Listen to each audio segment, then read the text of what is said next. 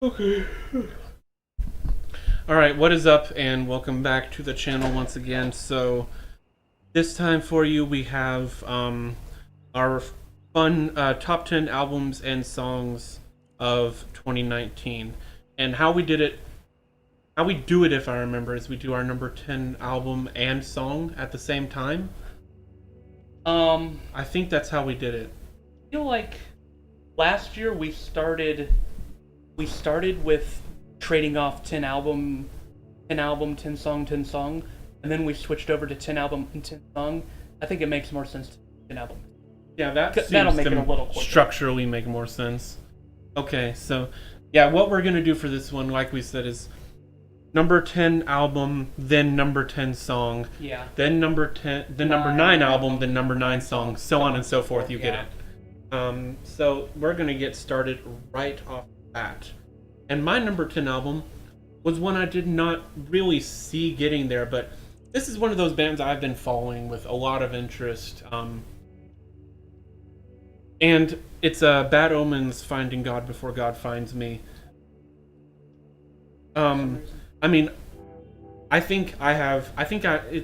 same with like of Mice and Men with me and you, is like, I think I like Bad Omens a lot more, and I don't know what it is about this band, but the lead singer, I think his name is Trevor. He just does great work with his vocals, and like the album as a whole. There were a lot of it wasn't a perfect rating for me by any stretch of the imagination, but for me this album just felt like this band is finding their direction. The first album was, I still love the first album to death, but it did have a lot of sort of, if you will, screen grabs from Bring Me the Horizon. Yeah. Whereas I feel like this album was pretty much entirely original, and it felt like a worthy evolution. Songs like Kingdom of Cards, Dethrone, The Ending, If I'm There. Kingdom of Cards is probably my favorite. I just love it. It's a continuation of The Fountain, which is the best song off of the first album. So I just think this album did really good by starting off with that, and then moving into a lot of the crazy stuff. Like Dethrone is just so absolutely brutally metal, and it's like so good. I loved it, and I loved the album. And while it's obviously, I mean, it like made it into my top 10. I didn't expect to like it as much as I did, but the more I listened to it, the more I just like really fell in love with a lot of the stuff in there. And then my number 10 song goes in a complete opposite direction. This is a band, again, I've kind of been following for a while now. It's Sequence by Crown the Empire. Oh, really? That's the one. Yeah, Interesting. that was my favorite That's a one good from one. the album. While their album Sudden Sky didn't make it into my top 10, this song stood out to me because this is one of those songs that incorporates the new Crown the Empire sound with that old sort of hard rock sound that they had a while back. And this song just hits so hard, and again, their whole album is this theme of like becoming human, and like this song is like just Disrupt the Sequence is just like, it's so poignantly, I think it's one of the most poignant, if not the most like representation of the theme of the album as a whole. Is like, just stop following and start being yourself and be human, sort of thing, which I just loved the song. And it helps that it's just got some really great riffs, and the new I forgot what the Unclean vocalist name, but he plays bass as well. And Actually, I think Andy Leo is. I was talking about Unclean, like the screaming I think he's vocal. doing Unclean. No, vocals, there's too, the bassist is doing Unclean. Really? I yeah, thought Andy. I know, he did some of the stuff. I know he but did it early on, but before the streamer came on, he did it early. Andy Leo. Maybe he's not doing it. He didn't do it on the album. I know he did like one thing, but it's the bassist who's doing the Unclean, and he did great job. Yeah, so mine, first of all, similar to movies, this was a wonderful year for music. Oh yeah. In fact, in some ways, I almost liked the music scene more than the movie scene this year, which is saying a lot because the movie scene was wonderful. But the music scene just so many good things. Some of my top 10 is artists I've never heard of before. Artists that I just discovered this year. This year was fruitful for discovering some great new artists. Oh yeah. And my number 10 is one of the newest, if not the newest artist. It goes to Thornhill for their album The Dark Pool. And the fact that this isn't higher for me shows the quality of the rest of the music appearing on here, because this album is wonderful. I mean, this is this album, it would typically take your typical metalcore / progressive metal band at least 3 albums to make, in my because just the quality on here, the maturity of the lyrics, the musicality is really on another level from what some of their contemporary. The album is so creative, has a consistent thematic arc of like talking about, I feel like, mental health and like going deeper into this dark pool of depression until it hits this ungodly beautiful climax with the final song. Even though that one's not my favorite, it's still When I Meet what is it? When I Meet Death? No, that's Where We Go When We Go. When I Meet Death is I was Time thinking Evaluator. the fact that I equated that song with the Time the Evaluator song shows how much I like the album. But yeah, Where We Go When We Die is wonderful. But just the album got to me right away with the first song, which is one of the most balls-to-the-wall intense things I've heard. It has that wonderful synth opening that just gives me chills every time. And that guitar breakdown that happens always hooks me in. And the lead singer's voice, what is his name? I don't remember it. Did I look it up? Is it Elijah? I don't know. Yeah, I'll look it up real quick. Professionals, remember. I should have had this prepared, but you can look on the it's on his Facebook. On their Facebook, they always list the band members in the section. Jacob Charlton, yeah.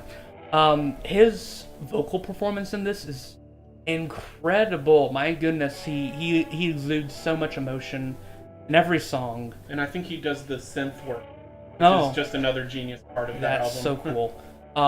But yeah, I really like, conceptually, this album works so well.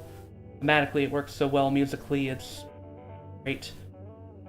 The fact that I'm already praising an album this heavily at number 10 just shows the quality of the rest of it. Okay, and my number 10 song, hold on, is, and this is by a band that you have not heard, and this was one that I discovered this year. It's Echoes of You by Marianas Trench. So, this song is actually definitely leans more into the pop realm, I'd say, but it's like, it's not a pop song that you'd hear on the radio at this time.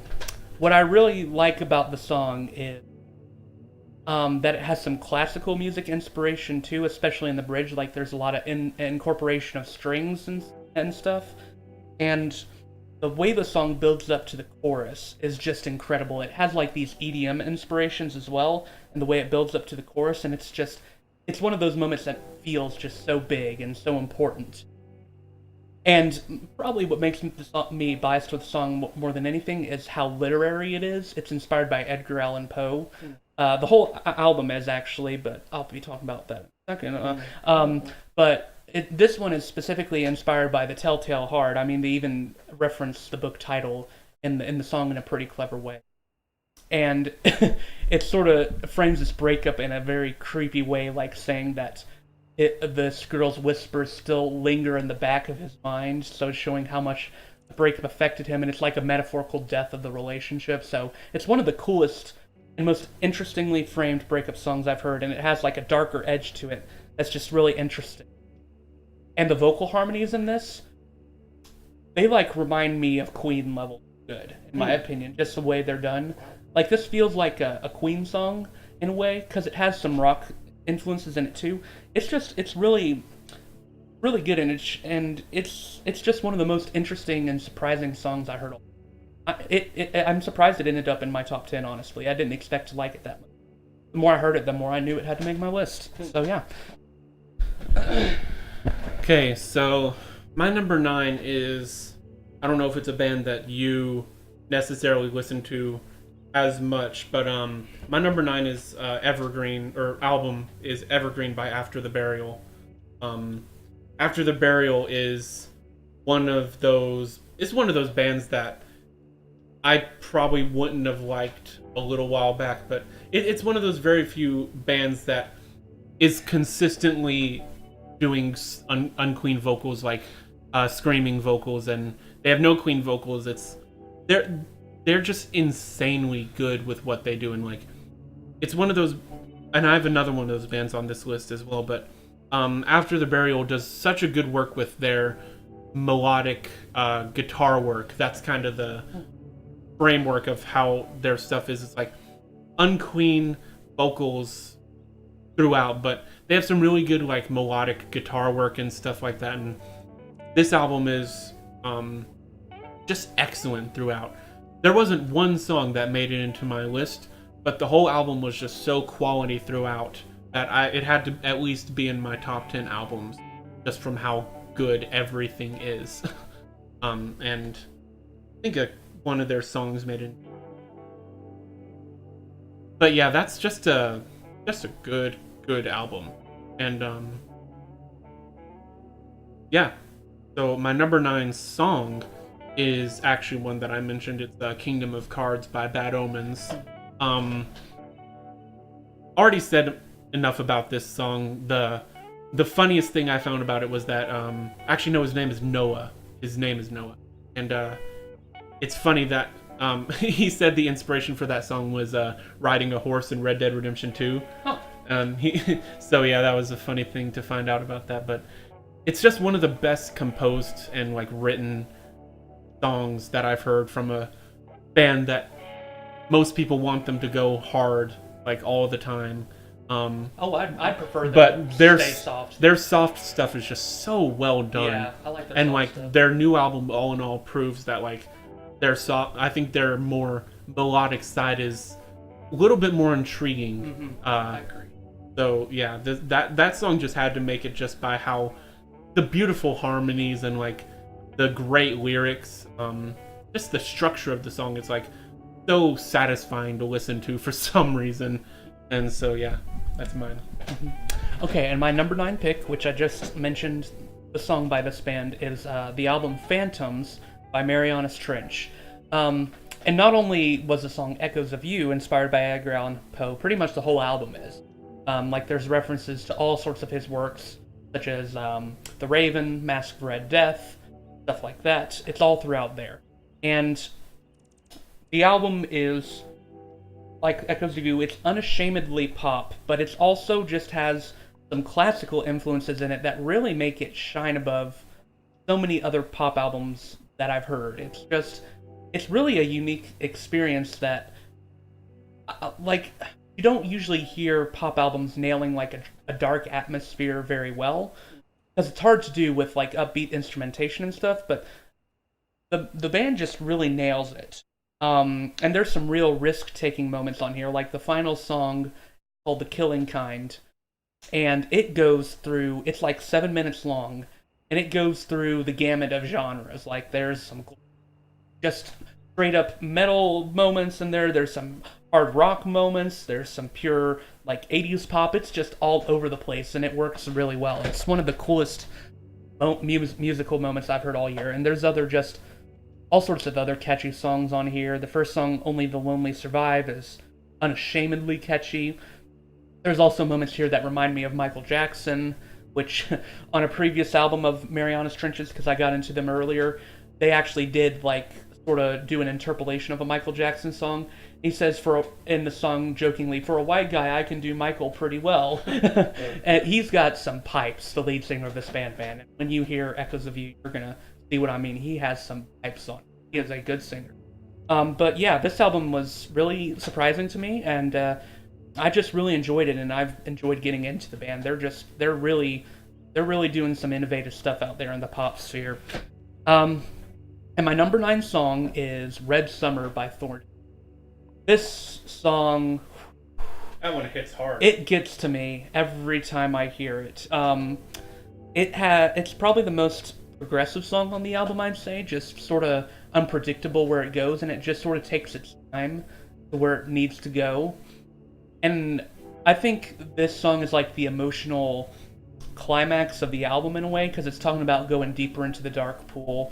And like, I think this song is pretty heartbreaking in how it describes Jacob's depression. Like, it really just details it so well. And then there's this moment where his vocals just go off the charts beautiful. Into this. And then there's this explosion that is, it still never fails to send cold chills up my spine. And just the part where he talks about this realization of how he can't save everyone. It's just like so sad to hear. Like, you can hear the sadness in his voice, like he wants to help everyone, but his own depression keeps him from being able to do helping other people. And it's sort of a heartbreaking but very mature realization. I just think, like I said, this band is already like well above in maturity at where they're at right now. I mean, I think we both liken their sudden out of nowhereness to Time the Valley. Yeah, they came out of nowhere, and man, I'm killing it already. Yeah, I can't wait to see what they do. I mean, sure. there's so much potential. Yeah, that's all I have to say about the song. Just so good. So, my number 8 album is one that I have listened to a ton. It is Helix by Crystal Lake. They're one of the, again, this is pretty much the only other band on this list where they don't have essentially no Queen vocals. There are a few songs on there, but they're mostly just straight metalcore. They're Japanese. They are Japanese, yes. And I mean, the album starts off. It's essentially this album about like, it doesn't really have a theme, but like a lot of the songs are relating to like technology and how like the reign of technology and stuff, and like there's some crazy weird songs on here. Like, there's some songs that I absolutely despised, and then there are some songs that just blew me out of the water, and they will be coming back in my songs list. But Crystal Lake, I mean, I think they've done a lot of stuff, but their newest album is a little bit more listener friendly, I guess. So they have gained a little bit more of a traction through this album, and like, I'm just so glad, because I can tell this band has a huge future. They're so young, and like, and they're on Sharp Tone Records, the record company that has basically every good metal band in existence on it now. So yeah, I mean, it's just a great album overall.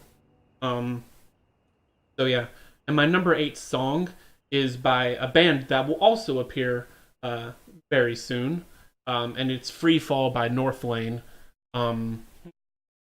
which is off their superb album Alien, which will be coming later in the list. So Free Fall is one of those songs just like, it's not their hardest song, and it wasn't the song that I expected to be my favorite from the album, but it's just Marcus Bridges, some of his top tier vocal performances in the chorus, where he's like, I can't feel it all. It's a song that hits you every time you listen to it, with just like how beautiful his vocals are and how like intense the song is, and it's just an excellent song. And I think what I liked about it, I mean, I just loved there's not one particular thing I can point to, except that the song just has so much going for it, with the lyricism, the guitar riffs, the vocalization, all of it. It's just a great song and from a great album. So. Okay, my number 8 pick, which I know is going to be higher on yours, probably, if not highest, is Tool's album Fear Inoculum, which in the past, I've had a hard time getting into Tool. Like, you introduced me to them and I was so intrigued by them, but I found it tough to find a way to get into them until I listened to Lateralis again, and it just clicked for me. Like, You're welcome. right? By the way. Like it really clicked for me. Like how, and that's probably my favorite by them at this right now. But I have to listen to their others. Get to it, but this album, I mean, it's it's obviously something that so many people have been waiting for. It's been a long time coming, and personally, I don't think it really disappointed. I think it's just a really good album. I sort of like that James Maynard Keenan almost took a bit of a backseat in this album. It was a lot more about the band, a lot more instrumental segments, which is what I like about Tool the best personally. I mean, for instruments. Yeah, like, even though this isn't my favorite on the album, Pneuma has grown on me so much for the instrumental passages, just some of the best guitar work I've heard all year. Descending is such an intriguing song to me, like, its atmosphere is so cool. The title track is still wonderful. I think it's a great introduction to the album. I think it really just, it's sort of classic Tool in every sense of the word. I really like that one. And Culling Voices is really different for the band. I feel like it's something I've never heard from them before. I think it's a really underrated one. So yeah, I'm not like knowledgeable on Tool, so I'm not going to say a whole lot more about it. But I did really like it, and I really liked the instrumental passages and everything. You'll be more knowledgeable about it, so I'm going to keep my mouth shut for the most part. But yeah, just a really good album. Just one that I really enjoyed immensely and came back to quite often. And my number 8 song is actually a Tool song as well. It's Tempest. Wow, what an incredible song. 16 minutes long and manages to keep you engaged for the whole time. Doesn't even feel like 16 minutes passes whenever you listen. I mean, I like Tool when they get intense, when they get angry, super hardcore and everything. Like their first album then. Yeah. And this song really, you can tell James Maynard Keenan had some stuff to say on this song. He just lets it go, and it's pretty brutal. And yeah, the instrumental passages in this one are the best in my opinion. James' vocals are awesome. It's just a rocking good time. I don't know what else I could say about it, but I mean, there's so many intricacies to it that I think I probably am still missing, even after all this time, because there's so much going on in it. But yeah, this one could not. I think this one is mandatory top 10 list personally. It's that good. And it's mandatory for it to win the best song of the year. If it doesn't win, what are you doing? If it loses to Bring Me the Horizon or I Prevail, I'm gonna be angry. And it wasn't even their good song that got nominated. No. Anyways, so my number 7, as I said, it would be appearing very soon. My number 7 album is Alien by Northlane. Northlane is one of those bands they have a long history as far as I'm aware, and a lot of people have a lot of opinions about the new vocalist Marcus Bridge versus the old vocalist. I don't remember what his name is at the moment, but whatever you say, their last album was a little bit of a yikes for the most part, but Alien has Northlane finding what I think is definitely their best sound out of all their albums. I like this. This is my favorite album by them by far, and like the name Alien indicates that it's got this weird sort of, and like the first song off of the album, Details Matter, just sets the tone beautifully with its first, where you can almost see an alien invasion happening with that opening synth, and like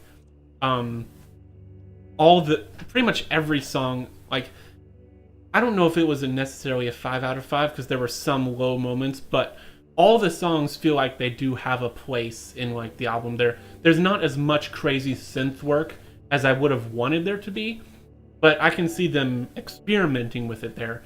And I think this is definitely the next evolution of their sound, is this sort of synth rock. And I'm glad that this synth rock is sort of kind of coming into the fray as a whole. I feel like it's something new that people are experimenting with a lot, and like it's something that I think Northlane absolutely nailed with Alien as a whole. Like, beautiful album overall. So yeah. My number 7 song is one that it hurts to listen to a lot, and it's "Carry the Weight" by We Came as Romans. Oh. It's it's one of those songs that comes out of a very unfortunate circumstance when Kyle Pavone committed suicide last year. That was a heavy hit to the metal community because, I mean, Kyle Pavone's voice is just so one of a kind, and like it's so unfortunate that like he left so early. But I mean, Dave Stevens is one of the most legendary vocalists in metalcore history. Like, this band has been out for a decade, and Dave Stevens has made his mark. And like, he does carry that clean vocalist role quite well in this song. And like, it's unabashedly We Came as Romans. Like, it's hard. It hits hard.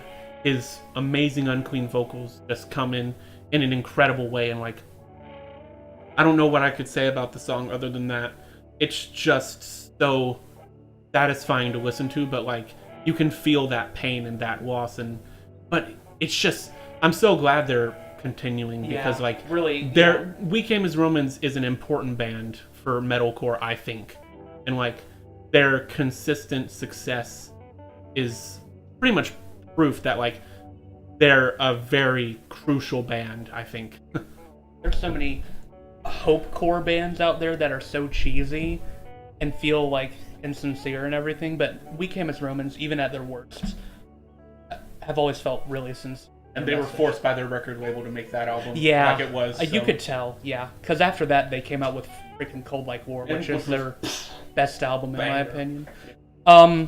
Okay, so my number 7, I'm glad I finally get to talk about this band, because I've been listening to time now, is Resist by Within Temptation.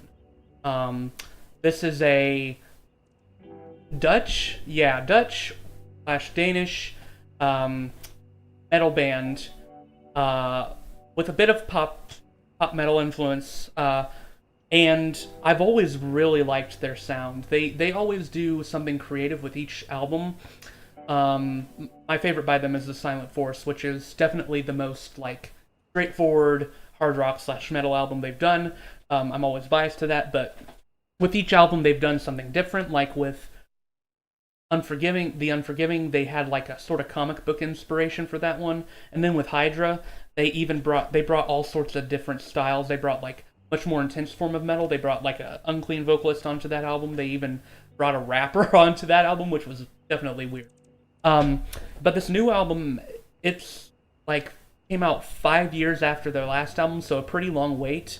And this one opts for a more arena metal sound, arena rock, and I don't know. I this is one of the albums I return to the most all year.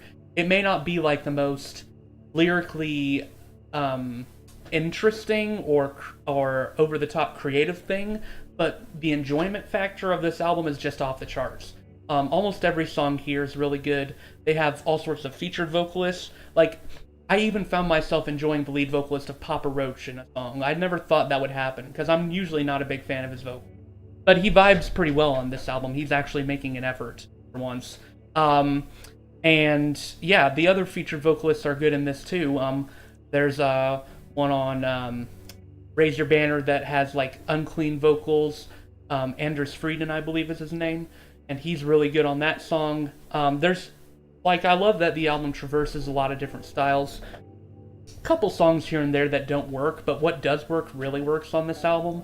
Like, for an example, the song Mad World was my third most listened to song of the year according to Spotify. There's no telling how many times I listened to the song because it's just so addicting. So, I mean, sometimes an album just makes a list because it's just fun to listen to, and that's why this one made my list, honestly. Not much more to say about it. And number 7, which the fact that this one did not make it higher on my list just is still incredible to me, but that just shows, I mean, such a good year for songs, is Solway Firth by Slipknot. Ooh, this song. One of Slipknot's top 5, if not top 3 best songs of all time, in my opinion. I mean, if you wanted to hear Slipknot go Iowa levels of heavy again, you're gonna get that on this song. On the album. And yeah, and on the album. But this song in specific is one of the most intense songs they've done, both in sound and in lyric content. I mean, musically, this song is like, it is a throttle on the ears in the best way possible. Just when this band benefits from having 9 members in it, because their sound just gets so much more intense than a lot of other metal bands out there in their lane.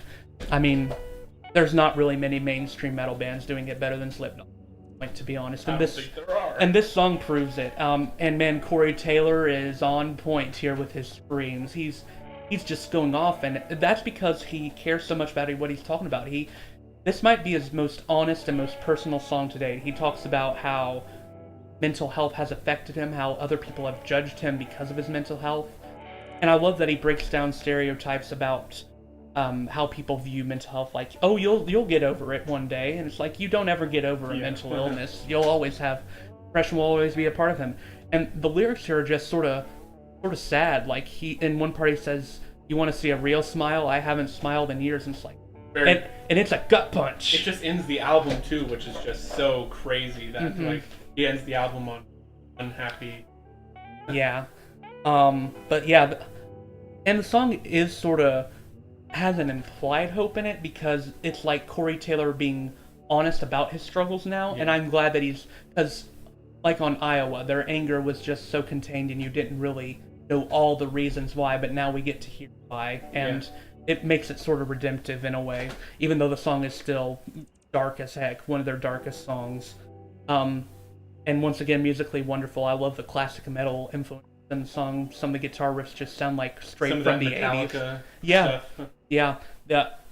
Just whole band is on point, and yeah, they're probably at this point become one of my top 10 bands. Honestly, I've loved them more and more. For sure. Yeah.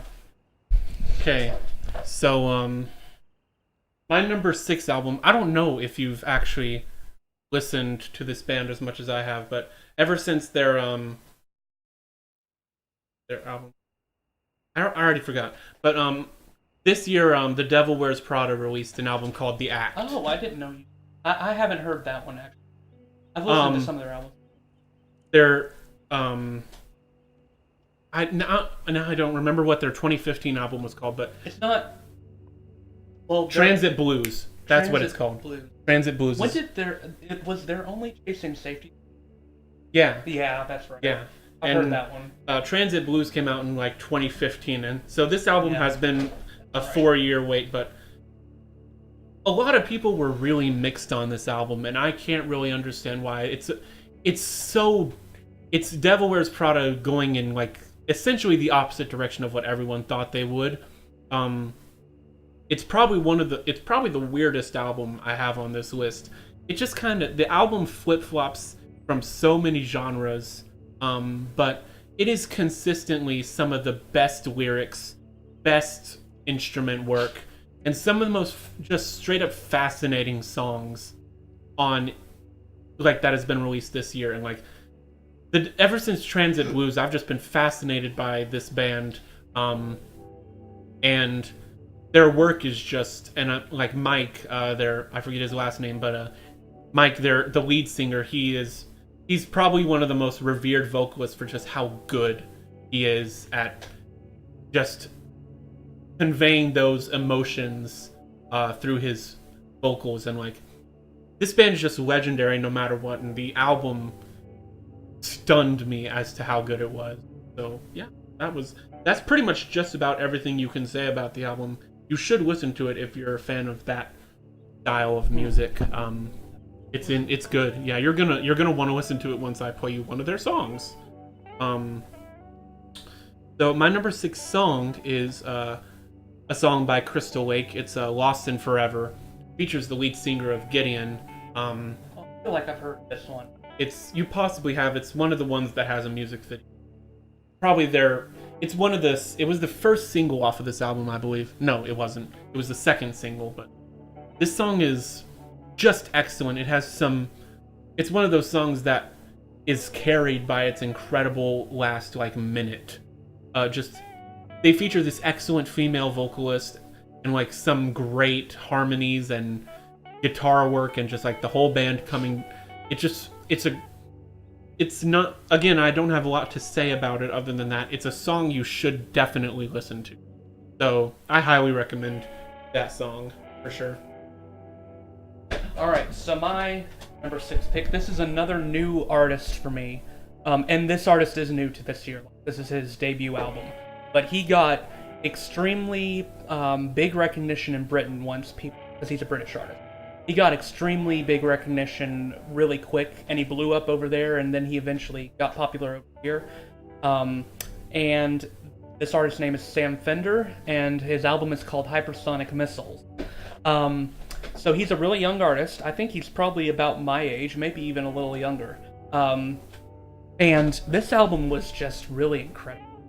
It sounds straight out of the 80s. It's basically like a classic rock album, but with some updates too, because it really talks about modern day culture, and it's really interesting to hear Fender talking about modern day issues, modern day political issues and stuff in context of an album that sounds like it would have been out in the 80s or something. Like he feels like maybe a modern day a Bruce Springsteen in a lot of ways is what people have compared him to in what he's doing for the British scene. I'm gonna try to talk about some of the other songs without spoiling the song that'll be making my list, but there's one song on here that's just really, really incredible and leaves you speechless, called Dead Boys, and it's about a very prevalent issue of male suicide and how people are just not talking about it. And there's another song about white privilege that's really pretty ballsy and bold in what it says.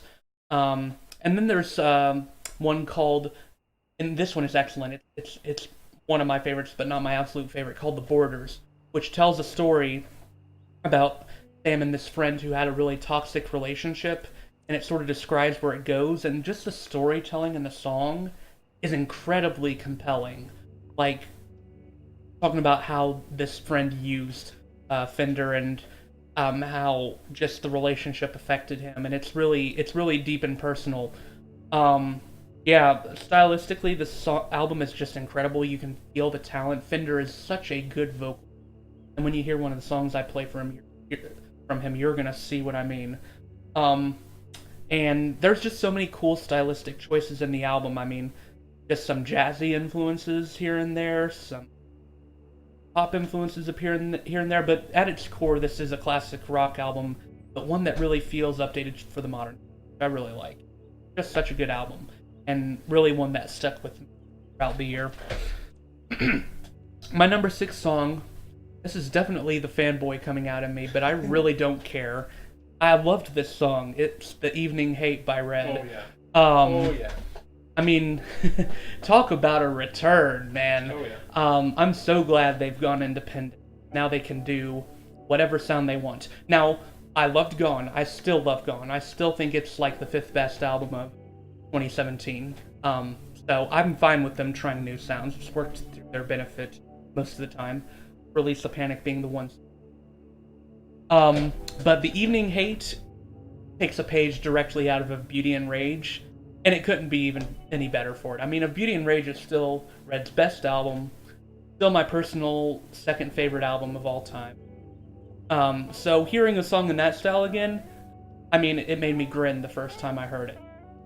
Just when those guitar riffs come in, man, it's like they'd never left that album. It's just incredible. And hearing strings prominently again was awesome, because Red didn't really use strings as much on Gone, so it was awesome to hear them again, and just they were used so well. Michael Barnes is, as always, wonderful on the vocals, able to let loose some amazing screams and some beautiful cleans. And lyrically, this song is one of their most interesting. It's really minimalist in its lyrics, but it really takes you into this atmosphere, really dark world, and it just feels foreboding throughout, like you're almost in a horrific war scenario, which the music video really does a good job of. But what really got me around on this song was like the metalcore-esque breakdown that appears in it. Like, this is probably the most intense Red, debatably the most intense Red has ever gotten, except for maybe What You Keep Alive. It's something I've wanted to hear from Red for the longest time, and we get it in spades on this song. It's just, they're back, and I cannot wait for their album next year. Okay, so my number 5 album. Again, we're getting into some insanely good stuff here. For me, at least, this is some of the most quality music I've heard this decade in these top 5 albums. And my number 5 is "So What" by While She Sleeps. And I know it's going to appear on your higher up, and I know you can talk more about While She Sleeps, so I'll say less about that. But While She Sleeps is one of those bands that you introduced me to, and my life is probably for the better for that. But "So What" is one of those albums that, like, when you think a band can't outdo itself enough, they outdo themselves and then multiply it by 50. And while I personally think this is... I personally, without speaking too hyperbolically, think this album blew their first out of the water, pretty much in every way, shape, and form for me. By first, what do you... Their last one, which is their second album. It's their third, actually. It's their third. Yeah. Oh. Well, I think it's their best album, is what I'm going to say. And the fact that it's number 5 still shows there's going to be some crazy stuff, but this album is, I mean, their stuff is going to appear later, and I'll leave the knowledgeable love of While She Sleeps to James. But, I mean, just from all their albums, this one stands out to be probably the most scathing album politically of theirs. They just make some crazy statements on this album that most bands wouldn't really make. And I'm honestly, these guys make some of the most crazy intense songs, and like, you can feel the energy flowing from this band because their song with Ollie Sykes exploded them, and like, that wasn't even the song that really... It was a good song, but like, they've kept their sound so energetic, and like, the band itself has given itself credence because they're just so consistently incredible as a band. So yeah, that's what I'll say about that. My number 5 song comes off of The Act by Devil Wears Prada. It's the ending song called Spiderhead, and I'll leave it to you to listen to this song. It's one of the most fascinating songs I've probably listened to in my life as a song. It's just so fascinating, and like, it ends off the album, and it's like, just listen to it. I can't really explain the song. It's one of those songs that is very hard to describe how good it is, but it's good. It's just that good. So I'll leave it at that. My number 5 album is one that could become my favorite by the band in the future, but right now it's not quite there. It's We Are Not Your Kind by Slipknot. I mean, wow, talk about a risk-taking album. Because, I mean, this release does go back to the Iowa days, but I also think it should not be underrated that the band takes a lot of musical risks here. I mean, there's some things they do here that they've never done before. Like, you would have never seen a song like Spiders appear on any other Slipknot album. Which, that was one of my favorites for that reason. Like, it sounds like something straight out of a haunted house. It's so cool.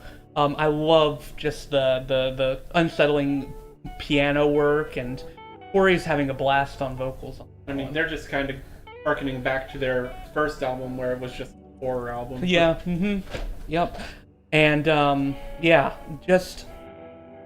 Jim Root, the guitarist, said in an interview that Slipknot wanted to make an album that just felt like a front-to-back album experience, like one that you had to listen to all the way through. Oh, yeah. And I think that the album gives you that. I mean, even songs that I was lukewarm on at first have really grown on me. I don't think this is a 5 out of 5 album, but there's still not really a song that I would skip, interestingly enough.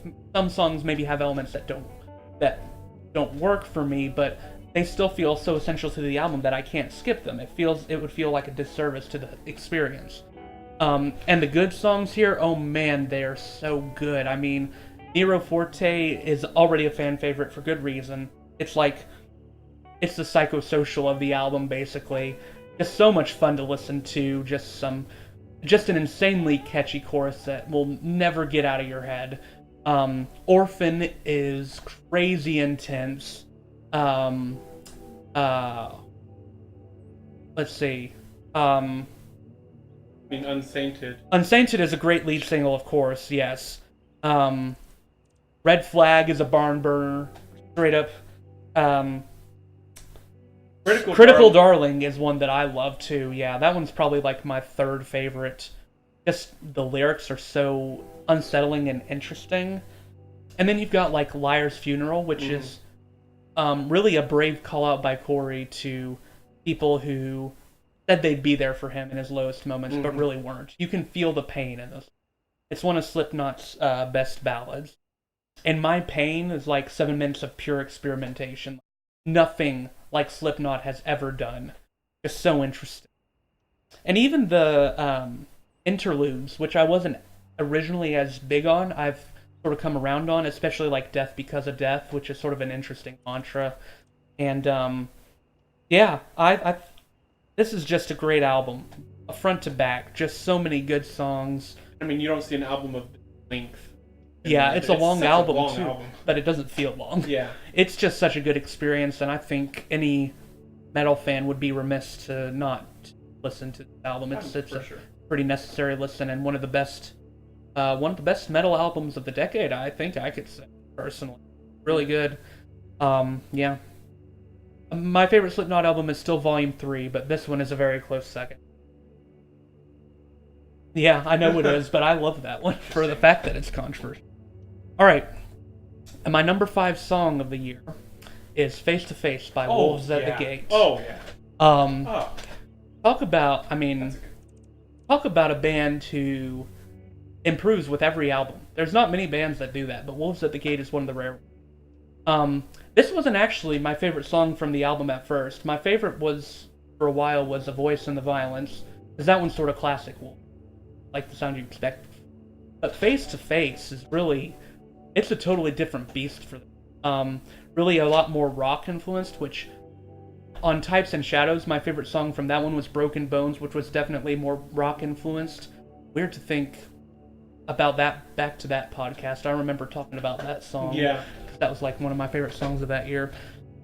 But, I mean, this song has everything you like from Wolves at the Gate, maybe done even better. Like, their lyrics are still, like, they're theologically sound, but they're also written in a way that is not cheesy or feeling like it's beating you over the head with its message. It just feels sincere, and it feels really heartwarming in what it's talking about. I mean, when you see Wolves at the Gate in concert, you see what they're going for. Yeah. They have some great concerts. Yeah. And, as usual, the band does great at trading between the unclean vocalist and the clean vocalist. It's incredible how they trade their vocals just to make it feel so natural. It's such a signature thing of the band now, and they still do it well.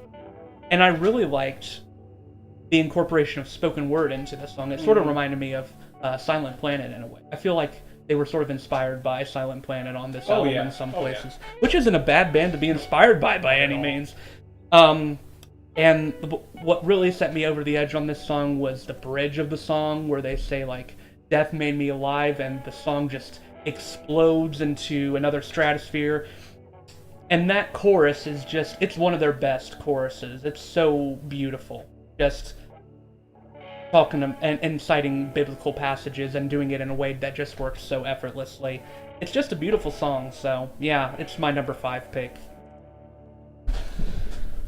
Okay, so my number 4 song or album is I love saying the name of this album. This is such a good name for an album. It's Periphery 4 Hail Stand, which is one of the best. It's obviously Hail Satan, but but you can't just put that as an album name. No. So they put Hail Stand, which is almost funnier, in a way. But Periphery always has this way of kind of incorporating some humor, especially with the ending song on the album. They incorporate some humor in there, but whether this band takes itself seriously, they don't. Their music videos are freaking weird. When you watch the Church Burner music video, that's so weird. But this album is just, it's so good. It's so good. It's got, I think this was the first album I listened to. I don't remember if it came out before While She Sleeps, but this was the first album this year that I gave a 5 out of 5. Every song is just so beautifully perfect. Every song feels deserved, and like Periphery makes some pretty long songs because they're progressive metal. But all their songs, it's just like this classic Periphery. Like their songs are so well done that like it never feels like that length. Like that's the mark of a really good progressive band, if you can make your songs not feel like that length. And Periphery, Spencer Sotelo, just his vocals have just never failed to be amazing. His Unqueen and Queen vocals both are just sublime in this album. I mean, you got the ending song Satellites, which is just gorgeous. And there's just some absolute bangers like Church Burner, which is woof, what a song. And then there was a song like Crush, which is one of the weirdest things they've done, but that's one of my favorites. I don't think it quite made it onto my list, but that's definitely an honorable mention. That was my personal favorite. It was so hard for me to choose between that and Church Burner, but they were in a constant war, so I just didn't put either of them. So but I loved that album as a whole, and it's so satisfying to see them go independent and put a 16-minute song as the first one, just to say screw you to Sumerian Records. That was great. My number 4 song is one I know you'll appreciate, but it's one of those songs that just blasts you into another eternity, is Gates of Paradise by While She Sleeps. Yes. The ending song off of So What is a geniusly, it's so While She Sleeps, but it's got so many moments that you don't expect. And then when you expect it to be over, it isn't, and it explodes into one of the craziest, most awesome vocal experiences of this year, if not this entire decade. How amazing the vocalist is. What a song. Yeah. What a song. Yeah, there's not much else to say about that one, I agree. So, my number 4 is also Periphery 4, Hail Stan. Let's put that at number 4. Yeah. This album for a while was at my number 1 spot. So the fact that it moved down, once again, great year for music. Joseph said a lot of what I felt. This album it does a really good job at keeping you engaged, and Periphery does some of their craziest out of the park stuff ever. Like, so many different styles on here, yet somehow it ends up feeling cohesive.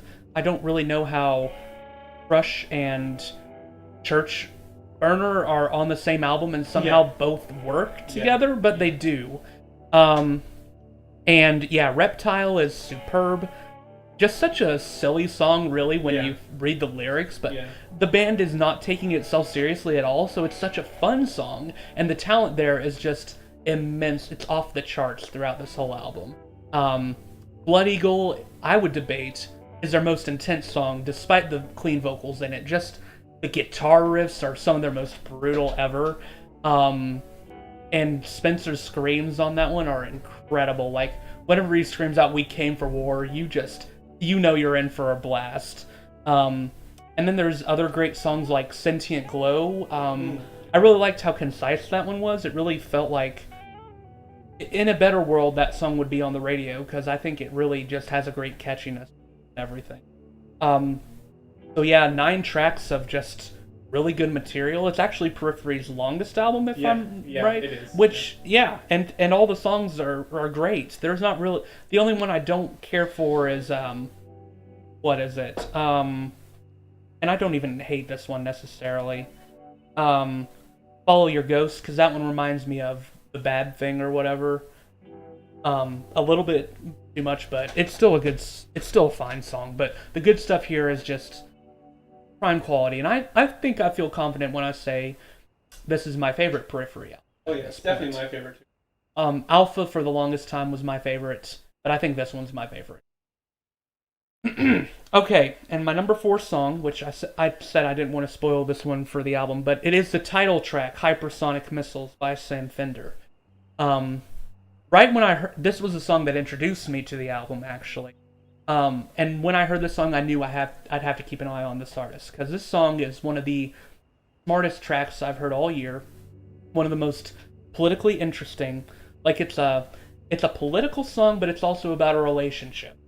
So Sam Fender sort of positions himself as this character that is like nihilistic about the world. Like, he sets up this landscape which feels pretty much like ours, where he's like, we're living in this dystopian world, and now missiles are going to be shot, and the world's going to end, and that's all there is to it.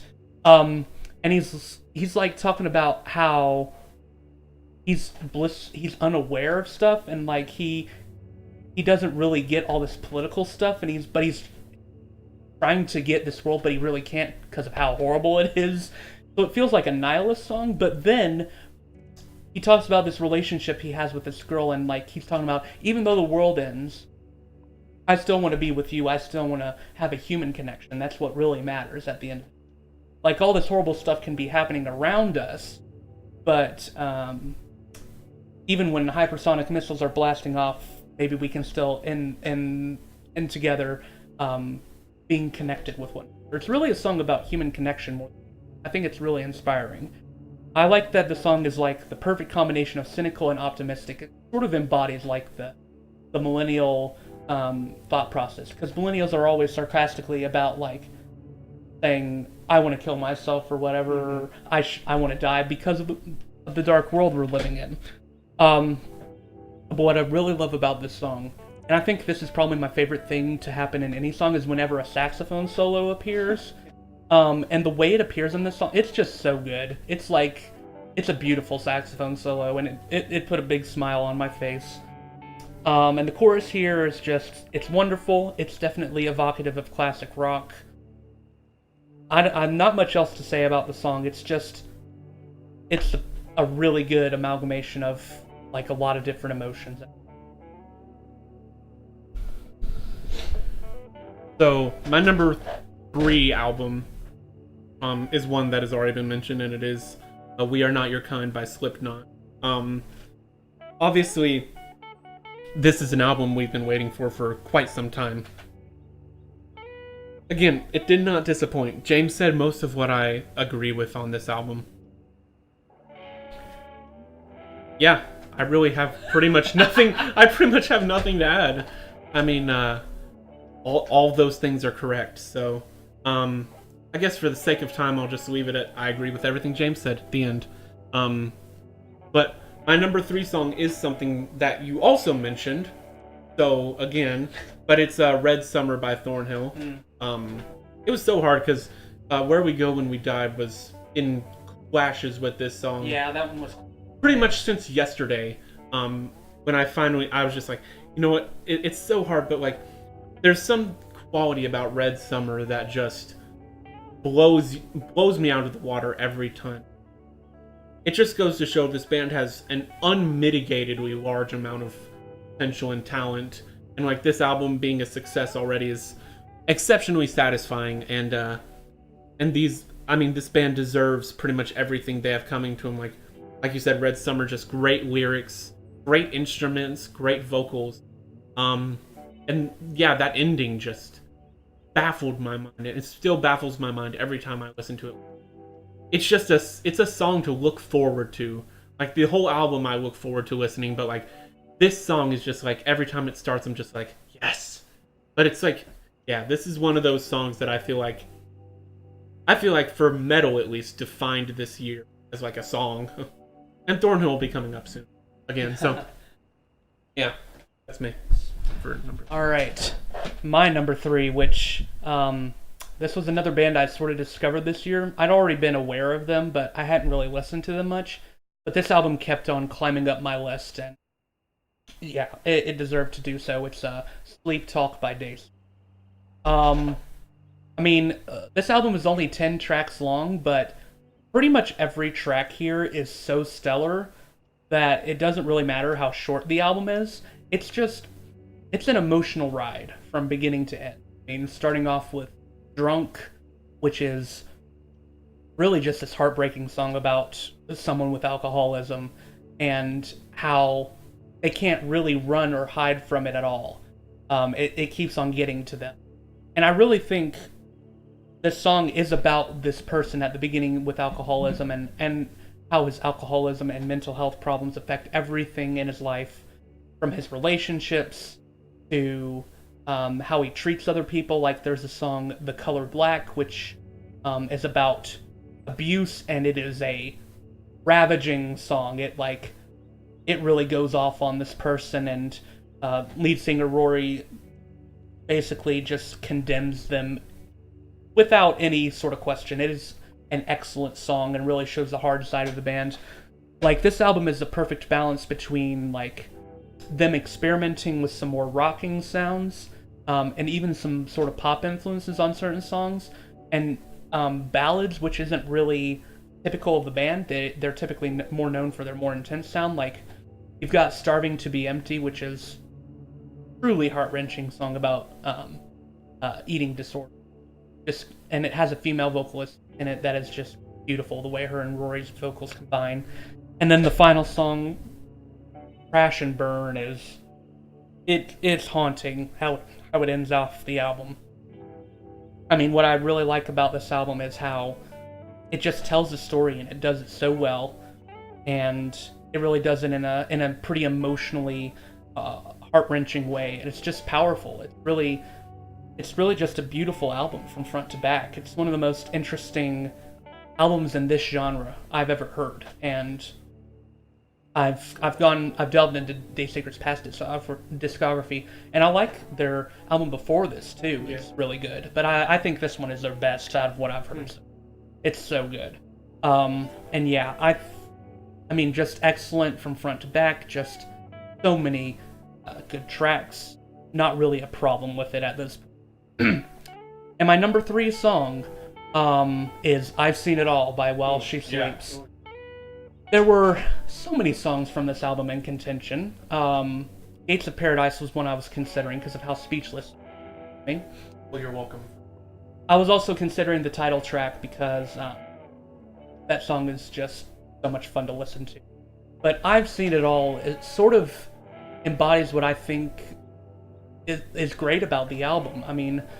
The band can do pretty much a straightforward rock song, but make it sound like it has this metal energy like nothing else. Like, the guitar work here by Sean Long is amazing. It's whenever you hear his guitar work, you know it's While She Sleeps. They have such an iconic sound in this.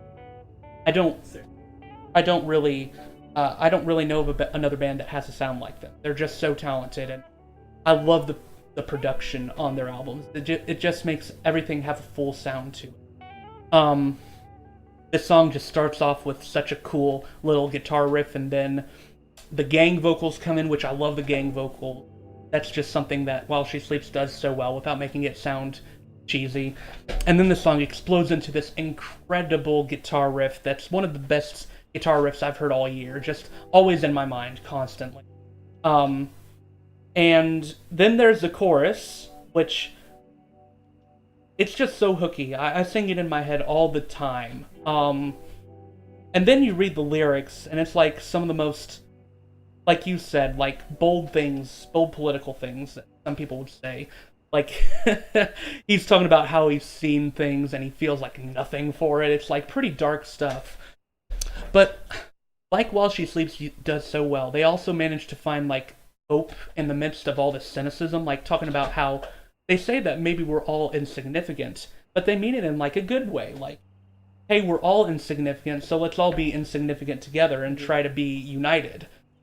I love that message. That's what I've always loved about them, is that they don't They consider everyone on equal ground of importance, which is what makes them such a uniting band and makes their political statements work. And yeah, that's really all I have to say about the song. It's wonderful. Truly a masterpiece. 100% agreed. So here's where some crazy stuff starts happening. So my number 2 album is The Dark Pool by Thornhill. And if there isn't an album that climbed my rankings so quickly, it was like Alien was one of those albums that I thought was going to be in my top 5. But then Thornhill came along, and this album climbed my charts so quickly that it came up above Slipknot, one of my all-time favorite bands. And it came above, like, Periphery, also one of my favorite bands. And, like, this album just has this consistent, incredible, like cohesion to it. Like, every song essentially melds into the next one. And it is, like you said, it tells this story. And if you watch the music videos that they put out, they have like this story going along of this like superhero guy who ends up sort of it's like set in this world that they made essentially, where this guy becomes a vigilante, and like specifically Nurture, which is the second song, and the finale, Where We Go When We Die. Those two have specific connotations to the story of the album, and essentially I think this album tells the story of a guy who's going through depression, and ultimately I think the album is probably a concept album at its core. Yeah. And it does seem to end on a even though it's got a really bright sound to it, I think the album, to me, the story ends at a very negative point, where I think the main character is, I think, to my interpretation of the story that I think they're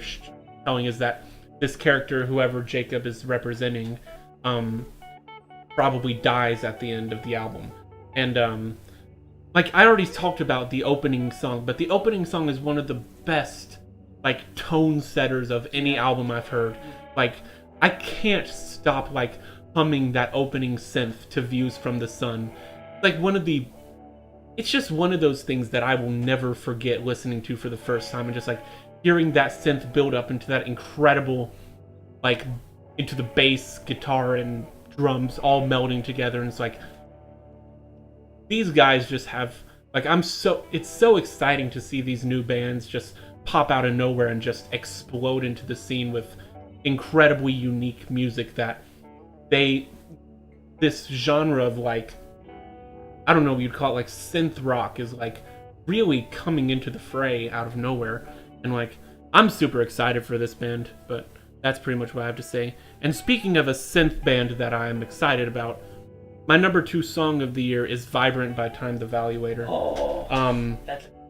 And you know, everyone was so worried about this. You know, it's like, you worry when a lead singer like the one from, I always forget his name, Phil Labonte. Yeah, when a singer like that comes up for one album and then leaves, it's so disappointing. Yeah. Like, when you listen to How Fleeting, How Fragile, you're like, I want more of this. I just want 27,000 more tracks with this guy. Unfortunately, he left the band, which sucks so much. But if there is nothing more satisfying in this world in 2019, if there's no happiness to be had, there is happiness in knowing that Time the Valuator has made an absolute killer return with their new vocalist. His voice is almost reminiscent of Phil in a way. I think my only quarrel with Vibrant is that it plays it safe into that old sound. It does. And while I love that, I want to see some clear evolution with this new guy. That's my only problem with the song. I think they wanted to play it, which is give smart. Everyone assurance. It's smart. It's very smart. But I think one of his defining moments was that ending where he just lets loose unclean vocals, which was so satisfying. Because Time the Valuator, while they don't do a lot of uncleans, Phil's uncleans were supremely good in How Fleeting, How Fragile, and I do hope they lean into that sound a little bit more, because this new guy's vocals, Unclean vocals, oh my gosh, he sounds so good. And I mean, just they're leaning more into that synth sound, and it seems like they have even more of a purposeful sound to, and like, there's nothing more to be excited about in 2020 than their new album. Yeah. So yeah. Yep. All right. And my number 2 album, which actually, my number 1 and number 2 were a lot closer than I expected them to be.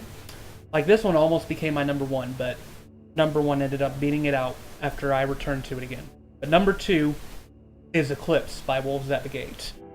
I mean, wow, this album absolutely blew me away. Like, I loved Types and Shadows so much, but this album improves on it in almost every way. I mean, even returning back to Types and Shadows, it's amazing actually how much better this album is. And I still love Types and Shadows. But it's just a superb collection of metalcore and rock songs.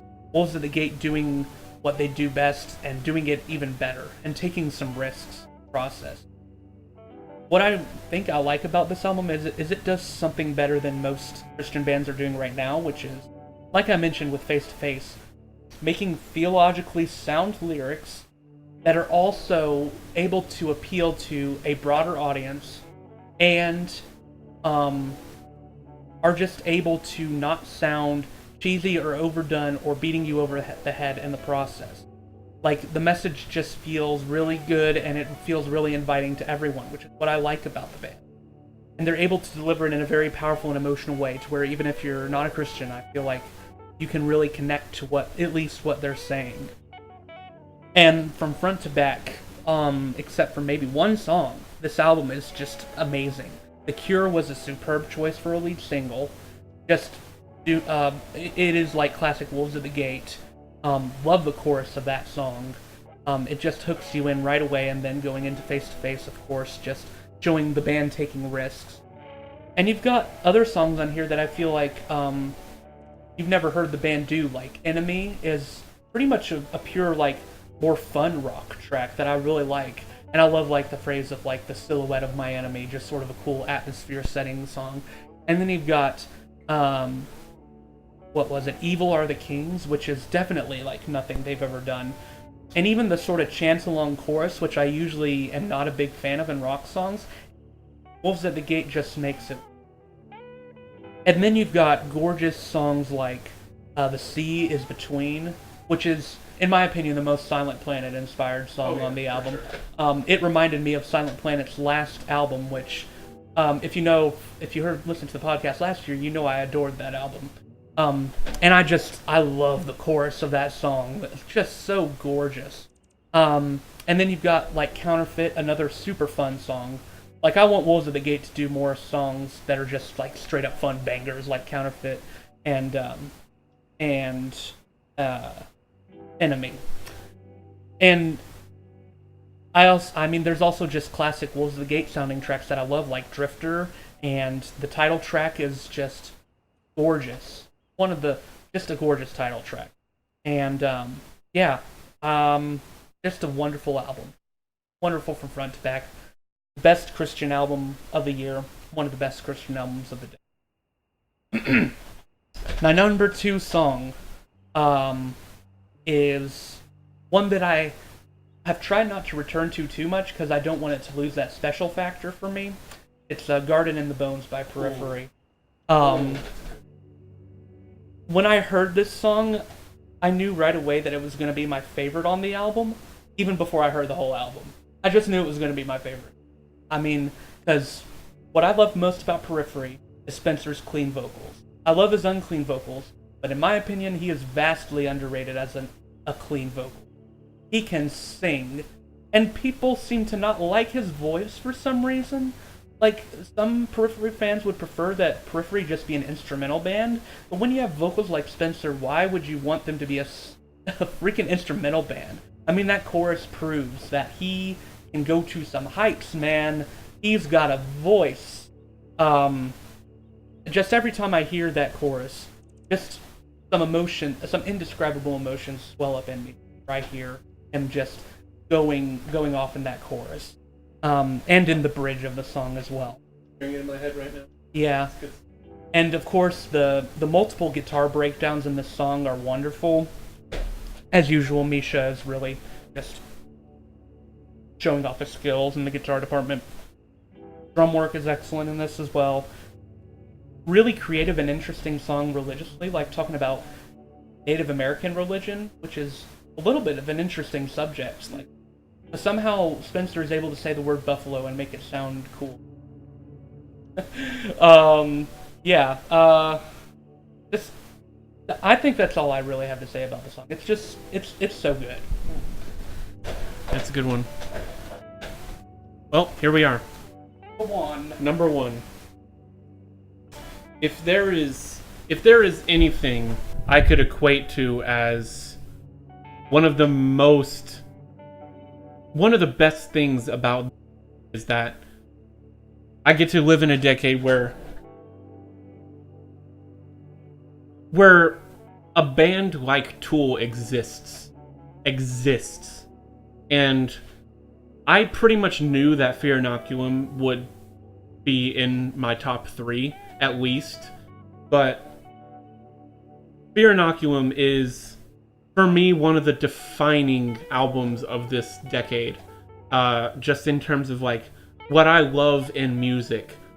Everything for me that Tool does is essentially what I love in music. Like whatever, like Tool's specific subgenre is what I connect with on so many levels. I've been a fan of Tool for about 4 years now. I found them pretty early into 2016, so it's getting close to about I cannot say, I mean, my favorite album of all time is Lateralis, and Tool is my favorite band currently. I don't know what band it'll take to beat them out, but I've listened to Lateralis probably over 200 times at least. And, like, I love all of their albums. Fear Inoculum, it hurts me to say that Fear Inoculum is probably my, I don't know if it's probably my second least favorite of all their albums. But when you listen to Fear Inoculum, you understand just how incredible their other albums are. Like when, like, there's nothing, like when I heard those first, like, I don't even know what it is. It's like a, I don't know what it is, like a, what would that instrument be that it opens? I don't remember what it's called. So weird. Yeah. But the very first time I started up that album on August 30th, and I heard that first note, just a giant gaping smile came over my face.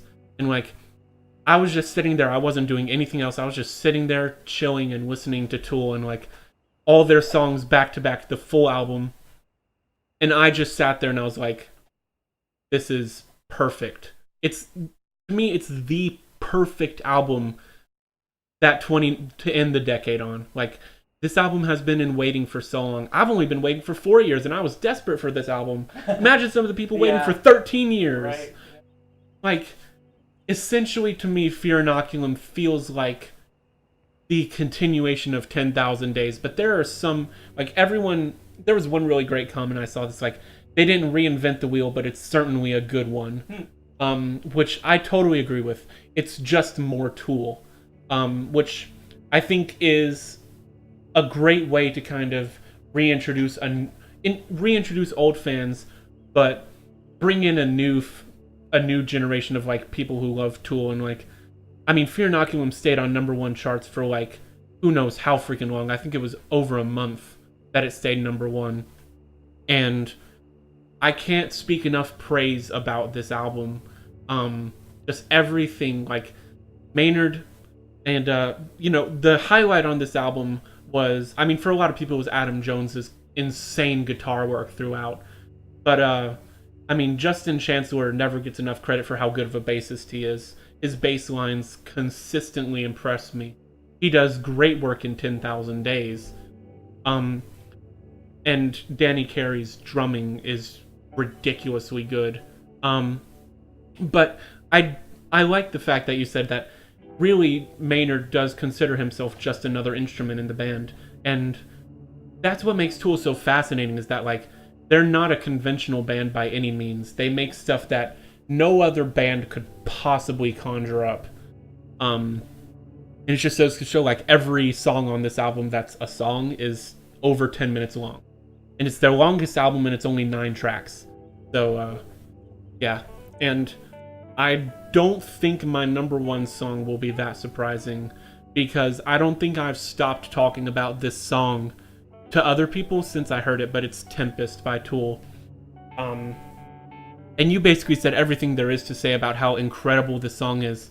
Just 16 minutes of probably the best Tool that has been ever. Like, I think this is gonna rise to...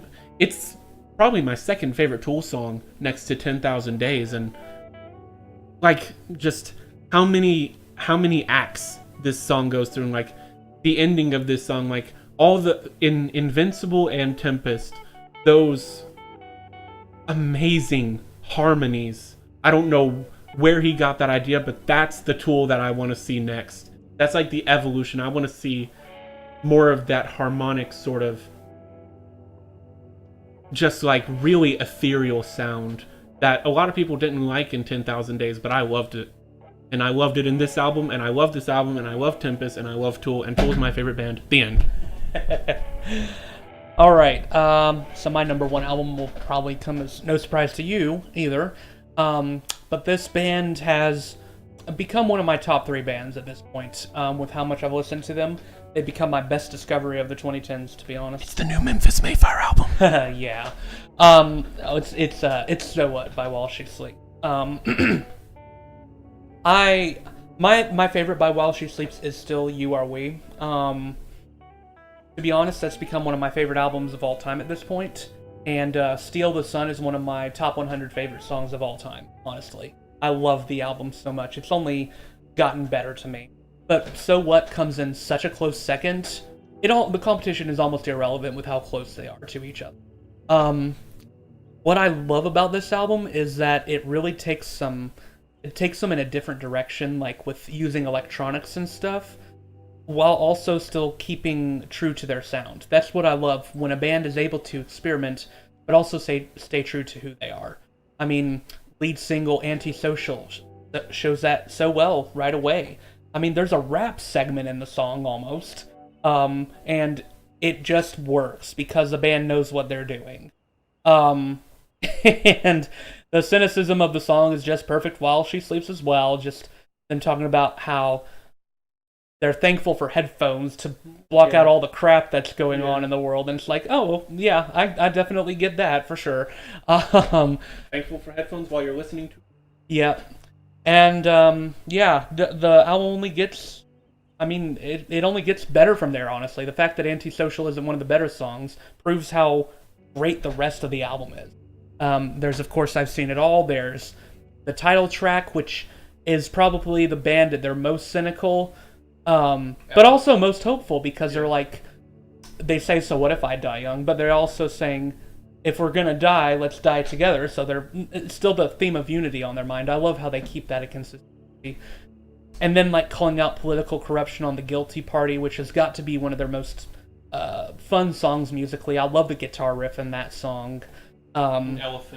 Elephant, just pure unadulterated anger. And then there's the euphoric guitar riff on Set Me Free is wonderful. That song has not gotten as much recognition as I think it deserves. And then there's, of course, the indescribable Gates of Paradise, which is their best closer, easily. I've listened to all their albums. It's their best closer without a doubt. And yeah, there's just every track on here works for me. Every single track leaves an impact. Every single track plays into the album's central message. The album just progresses perfectly and really just works on every single level. There's really no other album that could have been my album of.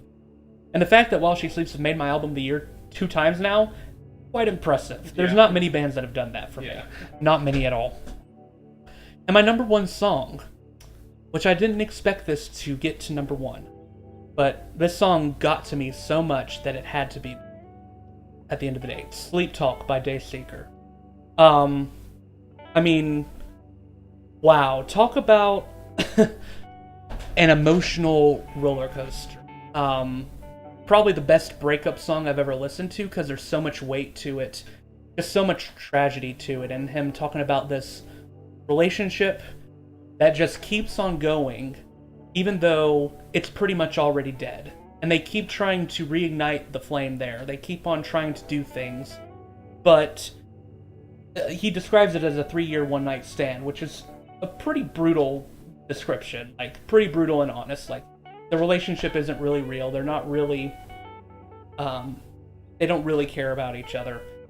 And then there's the chorus, which is the best chorus of the year, in my opinion. Just so incredibly catchy, but also incredibly emotional. Just sealing the deal with when he sings out "The worst is yet to come," which is just gorgeous. And the lyrics throughout are just incredible. Like there's a part where he says, "I play the victim like it's a tradition." I mean, wow. Talk about some real honesty. What really works about this song is Rory is honest about his blame in this relationship, which not many breakup songs do. Most of the time, the singer will not take any fault in the breakup, but in this one, he's taken on pretty much all the fault, basically. And that makes it a little more heartbreaking to me, because he knows he's at fault, and he knows there's nothing I can do about it. Nothing he can do about it.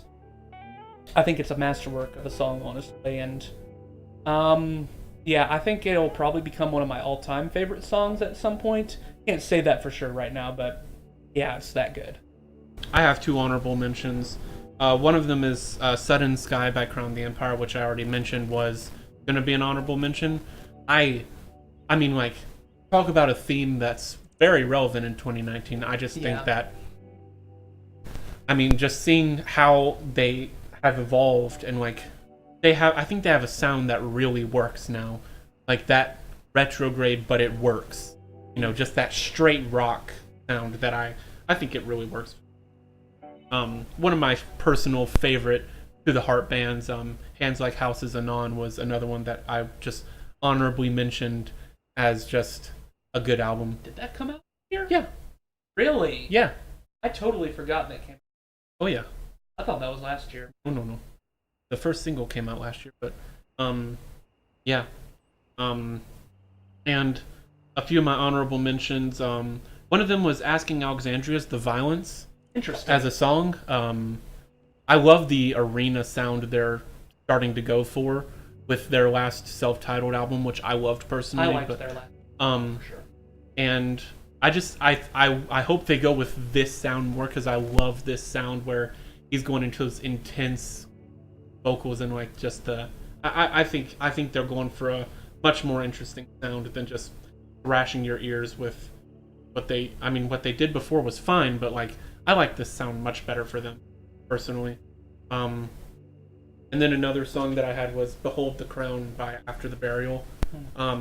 It's just a brutal song, and like the running joke behind it was like the song is essentially one pinch harmonic but forever. So it's okay. It's a great song. The music video is Vikings having a snowball fight, so it's a great, it's perfect. It's like gosh. Perfect. Yeah, you should watch that. That's great. And then another honorable mention, which it talks about a subject matter that I don't really particularly have any interest in, but Ludens by Bring Me the Horizon is one of those songs that that's a great song. I have so much fun listening to that song. Like it proves to me that they still have they just make some of these supreme breakdowns of metal, and like I think they still have it. I think they still have it in them. It wasn't a bad album, but it was messy. Yeah. Okay, so since you gave about 3 each, I'll do 3. So for albums, another band that I just discovered this year, Opeth is their name, and their album is called Incauda Venenum. Venenum, okay. Boom. It's Latin, apparently. Yeah. We live in a house. Something like that. Yeah, and I think you'd really like this album too. I feel like it'd be right up your alley. Just progressive metal, really good. Yeah, just a really musically talented band that I'm anxious to get more in. Number 12 from, number 12 would be Disciples' album Love Letter Kill Shot. I thought this one was going to make my top 10, but then the last 3 songs of the album really went down for me. Like, the album gets sort of boring at the end, which is a bit disappointing, because the first 9 tracks of the album are quite excellent. Some of Disciples' best material. Disciples still my favorite band, so I'm a little biased to them. I know some people consider this album a little weaker, but I did like it. And number 13 it was War by Demon Hunter, which the only reason this one didn't make it is I feel like the album could have been longer. I would have preferred if they had consolidated War and Peace together, honestly, and taken out some of the weak from each album, because there were some weak ones on War, and there were some weak ones but the good ones on War were a little bit better than the good ones on War. I really liked, they went back to their roots in a couple of songs, like some of them sounded like straight out of the Triptych. And then my honorable mention songs, 11 was Universal Truth by Opeth, which is about 7 minutes of pure progressive metal creativity. Loved it. Number 12 was Bury a Friend by Billie Eilish, one of the most popular artists of this year. You've probably heard of her. Oh yeah. I've heard her. Yeah. I don't know how you feel about her, but I liked her album quite a bit, and I liked this song quite a bit. Sounds like it could come out of a horror movie. Really cool concept. And then number 13, I hated not making this one make my top 10 because I loved it. It's Cross Off by Mark Morton featuring Chester Bennington. Yeah. Chester's last vocal performance, pretty bittersweet, but it's also one of his best vocal performances. Wonderful song. Those are my honorable mentions. All right, folks. Well, that'll just about do it for our critical podcast once again. Yeah. Always fun times for this. So we're going to get off of here and listen to some music, and hope you all enjoyed these critical podcasts. Thank you all for watching. It has been an absolute pleasure, and we will see you all next time. Peace out.